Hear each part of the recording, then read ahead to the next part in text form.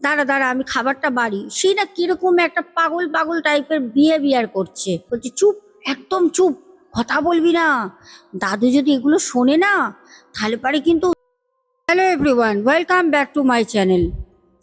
আজকে সোদপুর থেকে পাঠানো অনুপমা অধিকারী এক দিদিভাইয়ের ঘটনা তোমাদের সামনে তুলে ধরবো। আশা করি তোমাদের ভালো লাগবে। সবাইকে বলবো একটা করে লাইক, কমেন্ট, শেয়ার অবশ্যই করবে।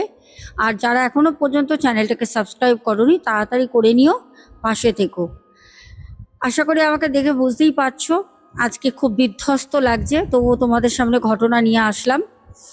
ঘটনাটা খুব বোঝার আছে আর বেশ কিন্তু ভয়ের। অনেক কিছু জিনিস আমরা খুব নেগলেন্সি করি, অনেক কিছু জিনিস আমরা অতটা মানে ধারণা করি না যে এরকম হতে পারে, এটা করলে এটা হতে নাও পারে। এরকম কিছু জিনিস নিয়ে আজকের ঘটনাটা। সবাইকে বলবো সাথে থাকো, পুরো ঘটনাটা শোনো, আশা করি বুঝতে পারবে। তাহলে চলো আজকে দিদিভাইয়ের ঘটনার মতো, যেরকমভাবে দিদিভাই ঘটনাটা আমাকে শেয়ার করে সেরকমভাবে তোমাদের বলি। দিদিভাই বলেন, আমার বাড়ি সোদপুরে।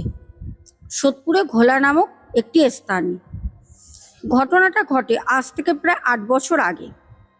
আমার দূর সম্পর্কের এক দাদু, উনি মারা যান।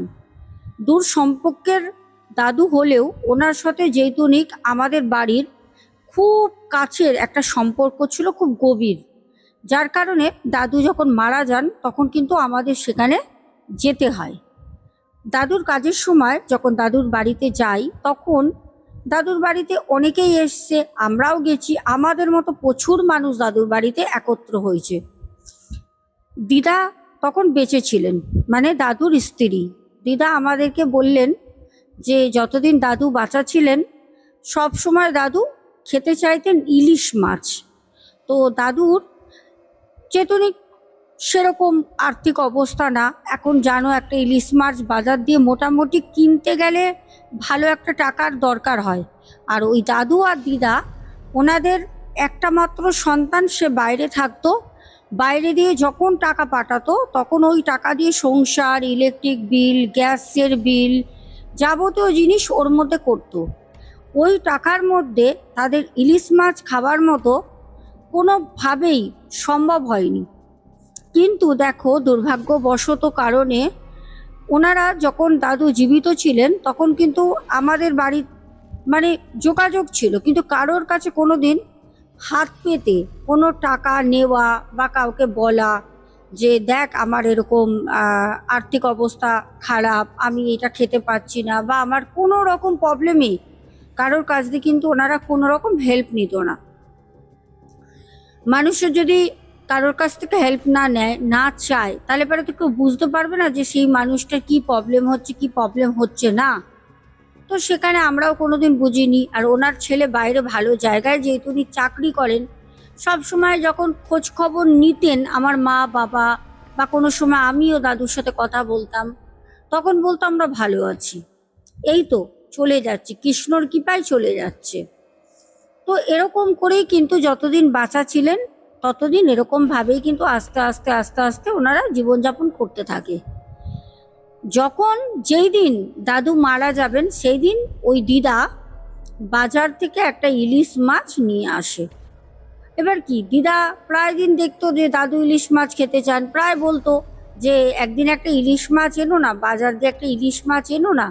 এবার বলতে বলতে যতই হোক, দিদা তখন ভাবতো যে কিছু টাকা যদি বাজার দিয়ে হাত খরচা কিছু কিছু করে রাখতে পারি, তাহলে একদিন বুড়োকে একটা ইলিশ মাছ এনে খাওয়াবো, কবে মরে যাবে, দিদা এটা ভাবতো। তো দিদা যেই দিনকে ইলিশ মাছ বাজার দিয়ে কিনে আনে সেই দিনকেই দাদু কিন্তু মারা যান। দাদুর ইলিশ মাছটা শেষমেশ কিন্তু খাওয়া হয়নি। সেই ইলিশ মাছ কিন্তু দিদা নিয়ে গিয়ে জলে ফেলে দেয়।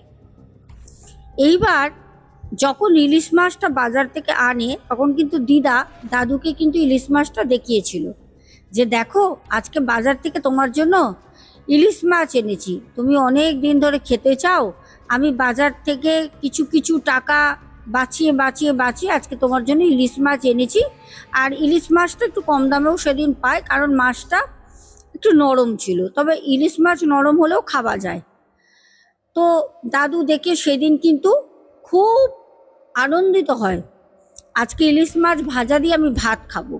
কিন্তু দুর্ভাগ্যবশত দাদুর দুপুরের খাবারটা কিন্তু হয়নি। তার আগেই কিন্তু দাদু শ্বাস প্রবলেম হয়, বয়স হয়েছিল, অনেক অনেক শরীরে রোগ ছিল। ছেলে যা টাকা পাঠাতো সেই টাকা দিয়ে সংসার চালিয়ে ওষুধ কোনো রকমে চলতো, রিপোর্ট করা, বারবার ডাক্তার দেখানো, এইগুলো করতে পারতো না তারা, যেগুলো পরে জানতে পারি আমরা। যদি জীবিত অবস্থায় যদি বলতো, আমাদের সাথে এত কাছের সম্পর্ক ছিল, যদি বলতো তাহলে পরে হয়তো আমরা কিছু হলেও ওই দাদু দিদাকে হেল্প করতে পারতাম, কারণ আমাদের সাথে সম্পর্কটা এত ভালো ছিল, কিন্তু আমাদেরকে জানায়নি।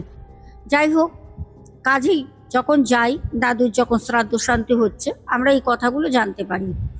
সত্যি কথা বলতে খুব খারাপ লাগে। তখন দিদাকে বলি যে দেখো, দাদুর হয়তো যাবার ছিল, দাদু চলে গেছে, কিন্তু তুমি তো বেঁচে আছো, যা লাগবে না লাগবে সব কিন্তু আমাদের বলবে, যতটা পারবো আমরা কিন্তু সেটা দেব। কি আছে, তুমি তো দিদা হও। তা আমার মা বলে, তুমি তো আমার মায়ের মতো, তুমি কেন আমাদের কাছে এইসব লোকাও, চেপে থাকবে না, আমাদের বলবে। যাই হোক, এরকম করে কথাবার্তা হয়, দাদুর কাজটা সম্পূর্ণ হয়। কিন্তু যেদিন দাদু শ্রাদ্ধ শান্তি, সেদিন কিন্তু ইলিশ মাছ যত নিমন্ত্রিত ছিল সবাইকে দেয় ভাজা, আর দাদুকেও কিন্তু দেয়, শ্রাদ্ধ শান্তির দিন ইলিশ মাছ দেয়। এইবার কিছুদিন পর আমার মা একদিন দিদাকে ফোন করে। দিদার কিন্তু ছেলে আসতে পারিনি। দিদার ওইটা একটা কষ্ট যে ছেলে এত দূরে বিদেশে চাকরি করে কী বা লাভ, যদি ঠিকমতো সংসার না চালাতে পারি। দাদু চলে গেল, ঠিকমতো তার ওষুধ খেতে পারিনি, কিছুই হয়নি। আজকে দাদু চলে গেল, তারপরে এই খাবার ঠিকমতো খাওয়া হয় না, ওষুধ খাবো না খাবার খাবো, এত ওষুধের দাম। এগুলো মাকে বলে, যে ছেলেকে বললাম, বাবু তুই এবার ওখান থেকে চলে আয়, অনেক তো হয়েছে, আর থাকতে হবে না, যখন বাবা নেই আমি একা এখানে, আমার ভালো লাগে না, চলে আয়। তখন ওনার ছেলে বলে যে দেখো, বাবার মৃত্যুর সময় এসছে, বাবা মারা গেছে, আমি ওখানে এখন যেতে পারবো না, যদি প্রয়োজন হয় তাহলে পরে এই বছর তো আমি তোমাকে আনতে পারবো না, আমার এখানে একটু চাপ আছে, তুমি একটা কাজ করো, আসছে বছরে আমার সাথে তুমি আমার এখানে চলে আসো, এই কথাটা বলে। তখন দিদা বলে যে তুই যখন আসতে পারবি না তা থাক, তোর বাবা এখানে ছিল, মরা পর্যন্ত, মৃত্যু শেষ দিন পর্যন্ত নিঃশ্বাস সেখানে ফেলে গেছে, তো আমি যাব না, আমি এখানেই মরে যাব, তোকে আসতে হবে না। যেটা হয় একটা আবেগ, কষ্ট, চাপা কষ্ট, স্বামী হারা স্ত্রী। তো ছেলে ফোনটা রেখে দেয়। এগুলো সবই মাকে বলে, আমরা ফোনে কথা বলি, যোগাযোগ করি। তো কদিন পর এবার সবাই সবার নিজ কাজে ব্যস্ত, আমিও পড়াশোনা করছি, গ্র্যাজুয়েট করছি তখন, এইদিকে দেখাশোনাও চলছে আমার বিয়ের জন্য, এদিকে বাবারও শরীরটা খুব একটা ভালো থাকে না, মাও অসুস্থ, বলবো না, মা খুব একটা সুস্থ মানুষ, কোনো রকমে আমাদের মানে আমরাও ব্যস্ত। হঠাৎ একদিন আমার মা আমাকে বললেন যে চ দিদার বাড়িতে যাই, দাদু মারা যাওয়ার পর অনেকটা দিন হলো দিদার বাড়িতে যাইনি, সেই শ্রাদ্ধর কাজের সময় গেছিলাম, ওর পরে তো আর যাওয়া হয়নি, চল আমরা একদিন ঘুরে আসি। তা আমি মাকে বললাম যে হ্যাঁ দেখো, এখন তো আমি যেতে পারবো না, সামনে তো এক্সাম চলছে, তুমি একটা কাজ করো, বাবাকে নিয়ে তুমি আর বাবা চলে যাও দিদার বাড়িতে, যাও, তারপর দরকার হলে না আমি পরে একদিন চলে যাব। তো সেটা শুনে আমার মা বলল যে না, তাহলে তোর এক্সামটা হয়ে যাক, এক্সামের পরেই আমি, তুই, তোর বাবা তিনজনে যাব, কেন যাই হোক মা বাবা গেলে আমাকে দেখার জন্য দিদা বলবে, খারাপ লাগবে, আমি গেলে দিদার ভালো লাগবে, তার জন্য মা বাবা দাঁড়িয়ে যায়।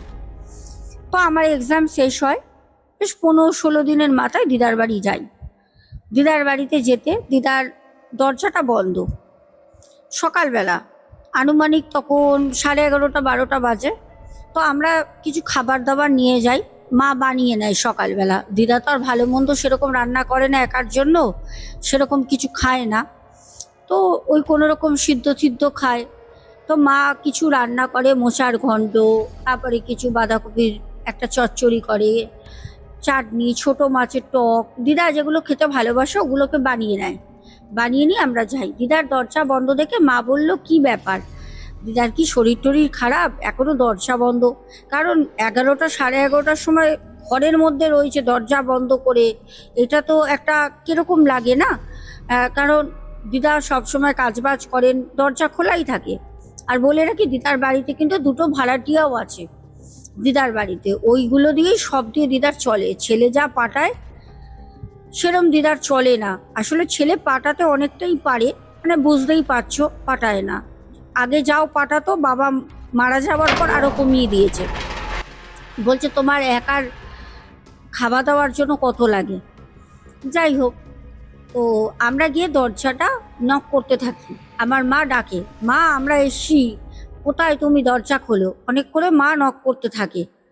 অনেকক্ষণ পর দিদা আসে, অনেকক্ষণ পর, প্রায় 45 মিনিট হবে, আমরা বাড়ি চলে আসতাম। তো ওই 45 মিনিট যখন হয়, দিদা আসার আগে যখন আমরা গেটে নক করছি, তখন ওই বাড়িতে ভাড়া থাকে এরকম 2জন মহিলা। আমার মাকে বলে যে আপনারা তো শ্রাদ্ধ শান্তির কাজের সময় এসেছিলেন, দেখেছিলাম আপনাদেরকে, আমি কিছু কথা বলতে চাই। তখন বলছে, হ্যাঁ হ্যাঁ বলো। মা বলে, তখন বলছে, দেখুন ওনাকে যদি পারেন কোনো বৃদ্ধাশ্রমে দিয়ে দেন। উনি অর্ধেক দিন না খেয়ে থাকেন, কান্নাকাটি করেন, বাড়িতে রাতের বেলা চিৎকার করে।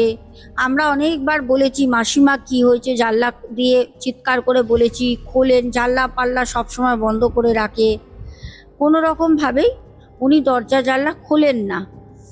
আর সকালবেলা জিজ্ঞেস করলে ওনার কিছু মনে থাকে না। আমরা জানি না, ওনার হয়তো মাথাটা খারাপ হয়ে যাচ্ছে, আসলে একা একা থাকে, স্বামী হারিয়েছে, ছেলেটা এলো না। তো মা বলছে যে ঠিক আছে, আমি কথা বলছি। তারপরেই দিদা কিন্তু দরজাটা খোলে। অতক্ষণ ওই বাড়িতে ভাড়া থাকে 2জন মহিলার সাথে আমরা কথা বলি। দিদা আমাদের দিকে হাঁ করে তাকিয়ে রয়েছে। তো মানে আমাদের দেখে যেন চিনতে পারছে না। দিদা আমাদের ঘরেও ডাকছে না, আমরা 3জন দাঁড়িয়ে রয়েছি। আমার বাবা পেছন দিয়ে বলল, মা চিনতে পারছেন না আমরা? তখন বলছি, ও, বাবার নাম করে তখন বললো, ও আচ্ছা তোরা এসছিস। আমি ভাবলাম আমার ছেলে এসছে, বুঝতে পারিনি। তখন আমার মা বুঝতে পারলো যে ওনার মাথায় একটা কিছু তো চাপ পড়ছে, তার জন্য উনি আমাদের দেখেও ভাবছে ছেলে এসছে, মানে ছেলের অপেক্ষা করছে। ছেলে তো পরেও আসতে পারতো, আসেনি, প্রায় 1.5 মাস হয়ে গেছে। তো যাই হোক, আমাদের ডাকলো, ভিতরে গেলাম। তা আমার মা বলল, কি রান্না করেছো? দিদা বলল, কিছু রান্না করিনি, শুয়েছিলাম, শরীরটা ভালো না, ঘুমাচ্ছিলাম, তোরা অনেকক্ষণ দাঁড়িয়েছিলিস, বুঝতে পারিনি রে মা। তো আমার মা বললো, না না ওরকম কোনো ব্যাপার না, ঠিক আছে, তুমি রেস্ট করছিলে তো। তো যাই হোক, আমরা ভিতরে যাই, আমাদেরকে বসতে দেয়, আমরা বসি। বসে মা সব একে একে খাবারগুলো ওখানে দিদাকে বের করে দেয়। তখন দিদা বলছে, তাহলে ভালো হয়েছে, তোরা খাবার এনেছিস যখন, তাহলে একটা কাজ করি, তোরা খেয়ে এসছিস? মা বললো, হ্যাঁ আমরা ভাত খেয়ে গেছি, সকালে খাওয়া দাওয়া করে নিয়েছি। মা বললো, হ্যাঁ আমরা খেয়ে এসছি। বলছে, তাহলে একটা কাজ করি, দাঁড়া দাঁড়া দাঁড়া, আমি খাবারটা বাড়ি। সেই না কিরকম একটা পাগল পাগল টাইপের বিহেভিয়ার করছে। আমরা সবাই একে অপরের দিকে তাকাচ্ছি, বুঝতে পারছি যে দিদাও বেশি দিন বাঁচবে না। দিদার ছেলেকে যেরম করে হোক ইমিডিয়েট এই সময় আনা দরকার, নাহলে দিদাও বাঁচবে না। যাই হোক, তারপর কোনো রকমে দিদা দেখি 2টো থালা হাতে করে নিয়ে আসছে। মা ভাবছে হয়তো 2টো থালা নিয়ে আসছে, হয়তো মেয়েকে দেবে, যে দিদিভাই আমাকে শেয়ার করে, নাতনি নাতনি করে তো, হয়তো দেবে। তার 2টো থালায় উনি ভাত, খাবার, ডাল, মাছের টক সব বাড়ি বেড়ে বলছে, কি তোরা বস, হ্যাঁ আমি ওই ঘরে যাবি না, ওই ঘরে তোর দাদু আছে, তোর দাদুকে খাবারটা দিয়ে আসি। তখন আমার মা উঠে বলছে যে, মা তোমার কি মাথা খারাপ হয়ে গেছে? দাদু, তুমি জানো না তোমার স্বামী মারা গেছে? হ্যাঁ তোমার স্বামী মারা গেছে, তোমার ছেলে আসেনি, আমরা এসেছিলাম, কাজ হলো, তুমি কি গো সব কি ভুলে গেছো? তোমার কিছু মনে নেই? তুমি দাদুকে খেতে দেবে? বলছি, চুপ, একদম চুপ, কথা বলবি না। দাদু যদি এগুলো শোনে না, তাহলে পারে কিন্তু দাদু আমাকে তোরা চলে গেলে ভয় দেখাবে, মারবে। ওরে বাবা, রাতে ঘুমাতে দেবে না। চুপ, একদম চুপ, বলবি না এসব। আমার মা না চুপচাপ হয়ে যায়। তো আমার বাবা যখন দিদা খাবার নিয়ে পাশের ঘরে চলে যায় যেখানে দাদু থাকতো, তখন আমার বাবা বলছে কি যে তুমি চলো, ওনার ছেলের নাম্বারটা আছে তো, ছেলের নাম্বারে ফোন করে বাবুকে বলবো আসার জন্য, মাকে এসে দেখ, মায়ের মাথাটা খারাপ হয়ে গেছে, আমাদের বেশিক্ষণ থাকার দরকার নেই। কারণ থাকার দরকার নেই কথাটা ভুল, আমরা ওখানে গিয়ে থাকতে পারছি না। আমাদের একটা অদ্ভুত ফিলিংস হচ্ছে, বাড়িটা ঠান্ডা, একটা চাপা, যেন একটা ভয় কাজ করছে, কিরকম একটা অদ্ভুত লাগছে, আমরা থাকতে পারছি না ওখানে। তো দিদা আসলো, এসে বলছে একদম চুপ, কথা বলবি না, হ্যাঁ?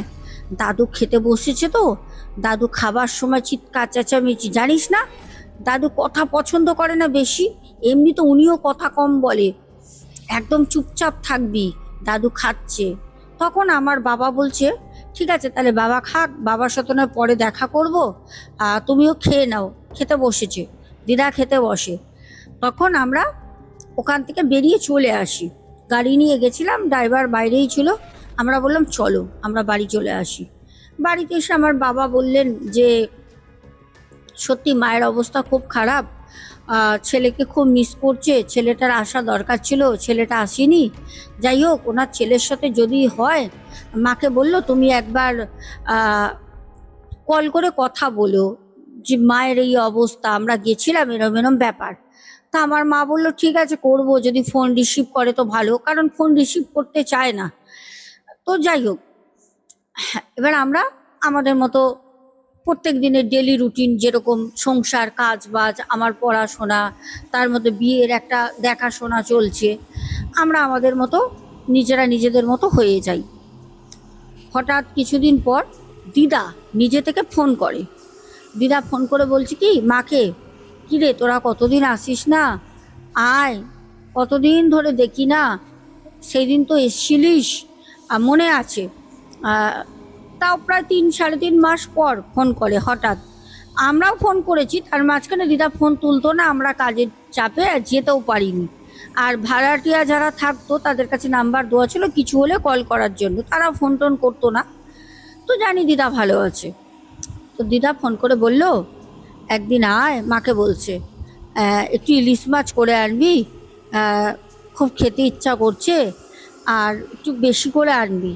তা মা বললো ঠিক আছে, আমি কালকেই তোমাকে ইলিশ মাছ খাইয়ে দিয়ে আসবো, কারণ যেহেতু যা অবস্থা দেখেছি, যদি মারা যায়, দাদু ওই ইলিশ মাছ খেতে চেয়ে মারা গেছে, আবার তার বউ খেতে চাইছে আমাদের কাছে। তো আমরা পরের দিনকে মা আমি যাই, বাপি আর যায়নি, বাপি কাজে একটু ব্যস্ত ছিল, ড্রাইভার নিয়ে আমরা যাই।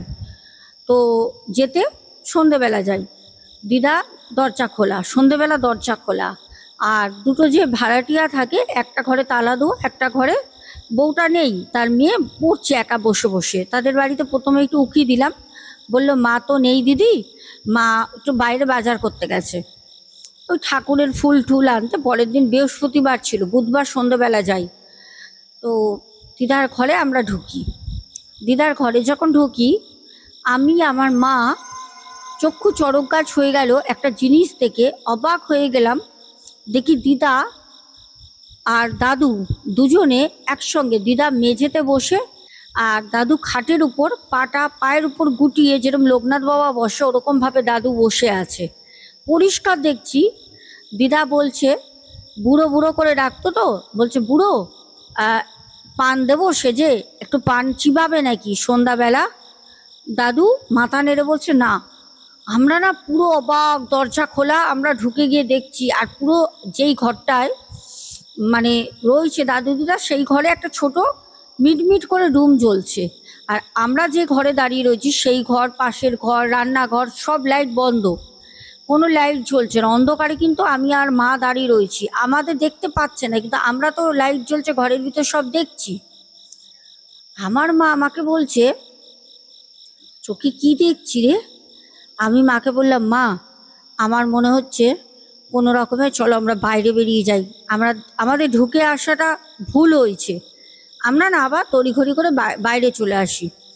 মা বলছে কি আমার আর সাহস হচ্ছে না, কি দেখলাম দাদু মারা গেছে, তাহলে দাদু বসে রয়েছে। তখন আমি বললাম তাহলে কি দিদার সেদিনকে ভাত দেওয়াটা আমরা বলছিলাম পাগল হয়ে গেছে, তাহলে কি দাদুর আত্মাটা দিদার সাথে রয়ে গেছে? মানে বিশ্বাস করবে না, আমরা খুব ভয়ে ভয়ে গেটে নক করি। গেটে নক করতেই সাথে সাথে দিদা ঘরের ভিতর দিয়ে বলে কে, আসি, দাঁড়া, বলে দিদা বাইরে আসে। এসে তখন মাকে বলছে, ও তোরা এসছিস, আয় আয়, আহ ইলিশ মাছের গন্ধ পাচ্ছি, প্যাকেট রয়েছে, গন্ধটা বেরোচ্ছে, গন্ধটা পায়। তখন বলছে তোরা কখন এসছিস, আগে এসছিস? মাছের গন্ধ তো আমি আগেও পাচ্ছিলাম। মা বলছে না না, এই তো এক্ষুনি আসলাম, ওই তো ড্রাইভার গাড়ি নিয়ে ওখানে পার্কিং করলো, গাড়িটা দাঁড় করালো, আমরা এক্ষুনি ঢুকলাম, আমরা আসিনি তো এর আগে। কেন? ওই আমরা বানিয়ে আছি তো খাবার, তাই জন্য তোমার মনটা আগে থেকে বলছে যে ইলিশ মাছ আমি বলেছিলাম আনবো, তাই। মা একদম চুপচাপ ঢোকে। মা ঢুকেই আমাকে বলছে, ও তোর আবার তো মাস্টার মশাইয়ের কাছে যেতে হবে না, এখনই চলে যেতে হবে, ফোন করলো না আস্তে আস্তে। আমি অবাক হয়ে গেলাম, মাস্টার মশাই? মা আমাকে চোখ দিয়ে টিপায়, বললো হ্যাঁ মাস্টার মশাই বেরিয়ে যাবে তো, ওনার কাছে আধ ঘন্টার মধ্যে যেতে হবে। তখন দিদা বললো ও তোরা বসবি না তাহলে, মাছ এনেছিস তো বেশি করে, বলেছিলাম না? তো আমার মা বললো হ্যাঁ হ্যাঁ এর মধ্যে বেশি করেই মাছ আছে, এনেছি, তুমি খেও, হ্যাঁ এই টিফিন কারিটা থাক, তুমি দিলে দেবে, না দিলে তুমি ধুয়ে মেজে রেখে দিও, আমি আসছি, বলে মা আমাকে কোমরের কাজটা ধরে নিয়ে আমরা বেরিয়ে আসি। মানে যা দেখেছি ওর পরে আমাদের আর কোনো ক্ষমতা দিচ্ছে না যে আমরা ওখানে বসি, আমরা বেরিয়ে আসি। এইবার যখন বাইরেটা আসি, আমার মা বলছে তাড়াতাড়ি গাড়িতে চল। গাড়িতে উঠি। গাড়িতে ওঠার পর মা তো রীতিমতো না কাঁপছে কাঁপছে। মা বলছে কি দেখলাম বলতো? আমি বাপিকে ফোন করি, বাপিকে ফোন করে না বললাম, বাপি বলছে আর মরে গেছে দাদু, আবার দাদুকে তোরা কোথা দিয়ে দেখবি, মাকে দি। মা বলছে বিশ্বাস করো, পায়ের উপর পা দিয়ে বসে রয়েছে, আমি দেখেছি। কি দেখলাম, এ কি, এটা কি করে সম্ভব? মানে আত্মাটা ঘরে রয়েছে। তখন না মা, বাড়িতে আমরা বাড়ি চলে যাই, কোনো জায়গাতে যাবার ছিল না, ওটা বেরোনোর জন্য বলেছি, বাড়ি চলে যাই। বাড়িতে গিয়ে মা ওই ওদের বাড়িতে যে দুটো বউ ছিল, একটা বউর ফোন নাম্বার ছিল যারা ভাড়া থাকতো, মা ফোন করে। মা ফোন করে বলল আজকে গেছিলাম, তুমি মনে হয় দিদি বাড়িতে ছিলে না, তোমার মেয়ে পড়ছিল, বলল মা ঠাকুরে ফুল আনতে গেছে। বলছে হ্যাঁ হ্যাঁ বলুন কি হয়েছে। তো আমি বললাম তোমরা ওই বাড়িতে দাদু মারা যাওয়ার পর কোনো রকম কিছু ফিল করো, মনে হয় কিছু অনুভব করো? তখন বলছে হ্যাঁ দিদি, আমরা ভয় পাই, আর যে মারা গেছে ওই দাদুকে আমরা বহুবার ওরকম একটা ছাওয়া দেখেছি, দাদু যেরকম বয়সকালে কাশতো মাঝরাতে, ওরকম ঘরের ভিতর থেকে কাশির শব্দ আসে, দিদা কথা বলে, দিদা আবার চিৎকার করে বলে না আরে দাঁড়াও দাঁড়াও আসছি, ঘরে একটা মানুষ যদি থাকে তাহলে কাকে বলবে আসছি, এইগুলো হয়। তো তখন মা বলছে তোমরা কোনো সময় ওই দিদাকে জিজ্ঞাসা করোনি মাকে? বলছে না না ওনার সাথে আমরা বেশি কথা বলি না, টাকাটা মাস মাইনের সময় দিয়ে দিই, কারণ ওনারা মানে বেশি কথা বলা পছন্দ করে না, বাড়ির মধ্যে ওরকম ওরাও ভয় পায় তো, মানে আবার যদি বাড়িতে তাড়িতে ডাকে তাহলে যেতে হবে, যাওয়ার মতো ক্ষমতা ওনাদের নেই। বলছে আমরা ঘর দেখছি, আজকেও আমি ফুল আনতে গিয়ে ফুলওয়ালাকে বললাম আমি ঘর টর দেখছি, আমরা এখানে থাকবো না দিদি, বাড়িতে এরকম এরকম হচ্ছে। তো এই কথাটা ওনার ছেলেকে মা ফোন করে সব বলে, রাতের বেলা 11টার পরে ফোন করে, ওনার ছেলে ফোনটা রিসিভ করে। তখন ওনার ছেলে বলছে যে কি বলছো, মাকে বলছে কি বলছো? মা বলছে হ্যাঁ ভাই, তুই ভাই একবার আয়, কিছু একটা ব্যবস্থা কর, না হলে পরে মানে একটা সমস্যা হয়ে যাবে। আমরা নিজের চোখে আমি আর আমার মেয়ে দেখেছি এরকম, আর ইলিশ মাছ চেয়েছিল দিয়ে এসছি, হয়তো তোর বাবা না খেতে পেয়ে মারা গেছে, তো হয়তো তোর বাবা আবার খেতে চেয়েছে, তোর বাবার আত্মা আছে, মানে ইলিশ মাছ খাবার জন্য তার আত্মাটা ওখানে রয়েছে, এটা হচ্ছে আমার মায়ের ধারণা। তারপর ওনার ছেলে বলল ঠিক আছে আমি চেষ্টা করছি 1 মাসের মধ্যে যাওয়ার, দিদি তোমাকে কিছু বলতে হবে না, মাকে কোনো কথা বলবে না আমার যাওয়া নিয়ে, কারণ যদি ছুটি ক্যান্সেল হয়ে যায় আমি তো যেতে পারবো না।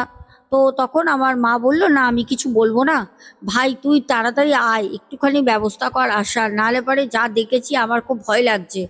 কারণ দিদা একটা সুস্থ মানুষ তো না, এখন অসুস্থ, তার মধ্যে রয়েছে একটা আত্মার সাথে, ওনার স্বামী তো মারা গেছে।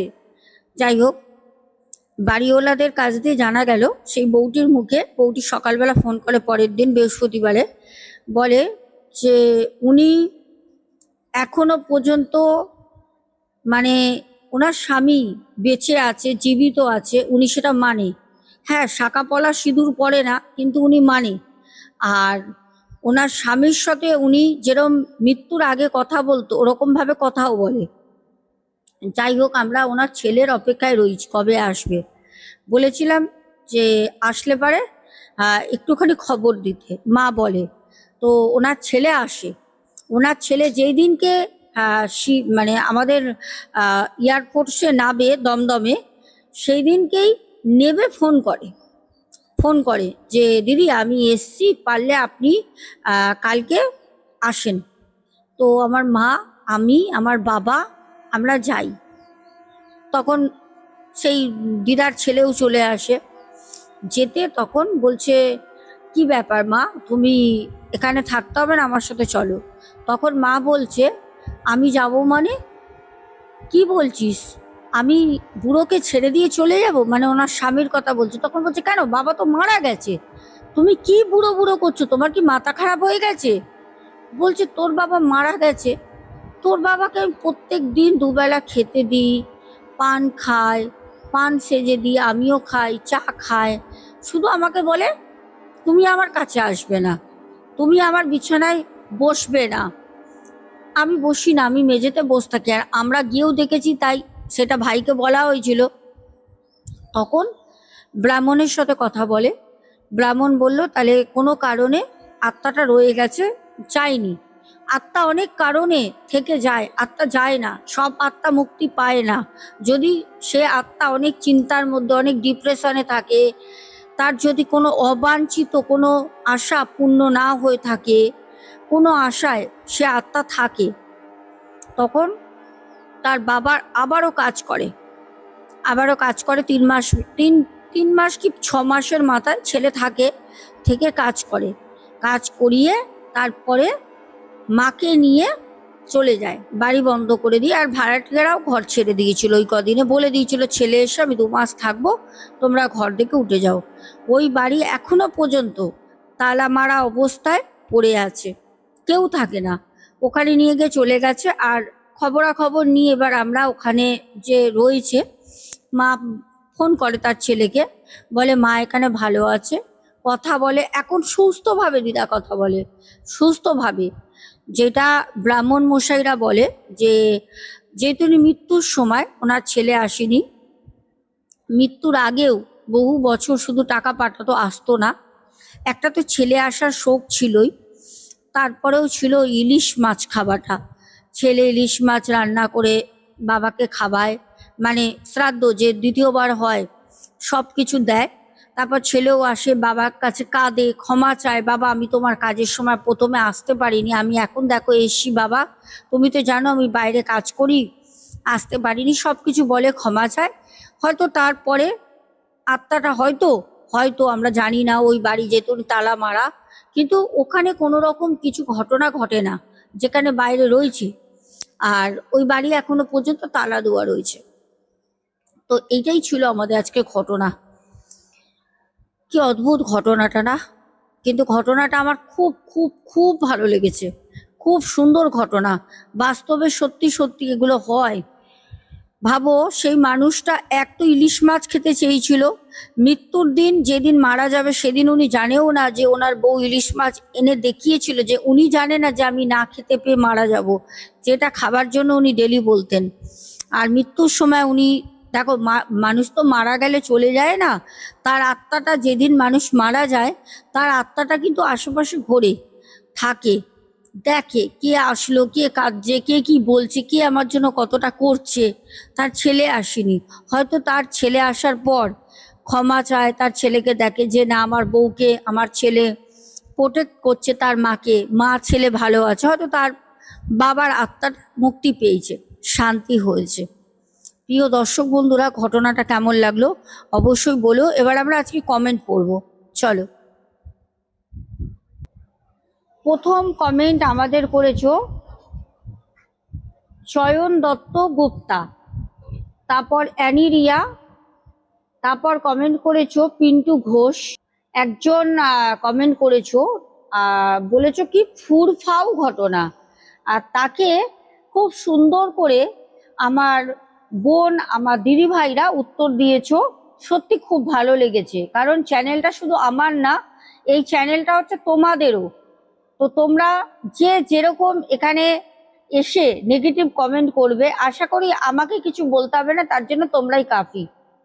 তারপর পিন্টু ঘোষ, জয়া কমেন্ট করেছো, তারপর কমেন্ট করেছো আয়ান হালদার, অনুপম বিশ্বাস, প্রদীপ দাস, সোহিনী বোন, ছোট্ট বোন, তারপর বনানী কর্মকার আমার দিদি ভাই, উমা ঘোষ, তারপরে মিতু রয়, কৃষ্ণা ধারা, হোয়াইট কিং বনু, তারপরে নীলিমা সিংহ, রীতা বেরা, তারপর কমেন্ট করেছো সাবিত্রী পাঠক, অনুপম বিশ্বাস, রূপা ব্যানার্জি, পাপ্পু দে, সন্তুর দুনিয়া, শুভঙ্কর ঘোড়ই ভাই, তনুশ্রী ব্যানার্জি, সুদীপ্ত ব্যানার্জি, সুনিতা চন্দ্র, তারপরে কমেন্ট করেছো আচ্ছা চয়ন দত্ত গুপ্তা বলেছো many many happy returns of the day my lovely brother,